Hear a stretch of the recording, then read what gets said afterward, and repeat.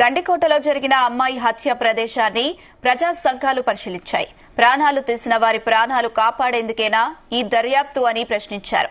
విద్యార్థిని హత్య జరిగి 5 రోజులు గడుస్తున్నా ఇంతవరకు హత్యకు సంబంధించినటువంటి ఎలాంటి ఆధారాలు చూపలేదని మండిపడ్డారు.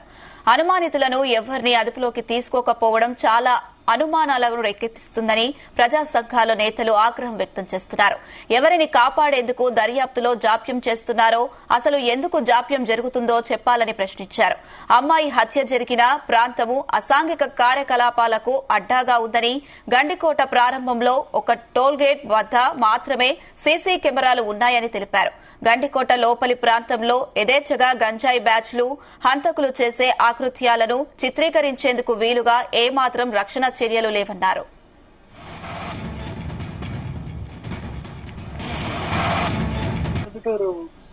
ఇంటర్మీడియట్ అమ్మాయి మిస్ అవ్వడం, తర్వాత ఆమె అనుమానాస్పదంగా చనిపోవడం, ఇదంతా మనకి 4-5 రోజుల నుంచి మీడియాలో ఉంది.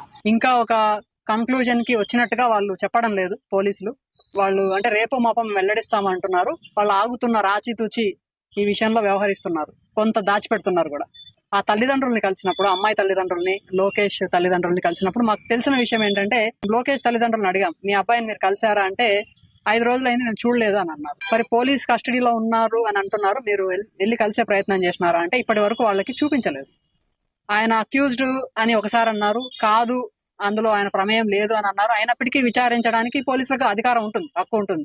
వాళ్ళు ఎట్లా, ఏ సర్కమ్స్టాన్సెస్ లో జరిగింది, అతని ప్రమేయం ఉందా, ఎంతవరకు ఉంది, లేదా అతని ద్వారా అతని స్నేహితులు ఎవరైనా చేశారా, డైరెక్ట్ గా ఇన్వాల్వ్ అయినాడా, ఇండైరెక్ట్ గా ఇన్వాల్వ్ అయినాడా, ఏ అనుమానాలు ఉన్నా మొట్టమొదట చేయాల్సిన ప్రొసీజర్ ప్రకారం చేయాల్సింది ఏంటంటే అతన్ని 24 గంటల్లో మెజిస్ట్రేట్ ముందు పెట్టాలి, కోర్టు ముందు పెట్టాలి.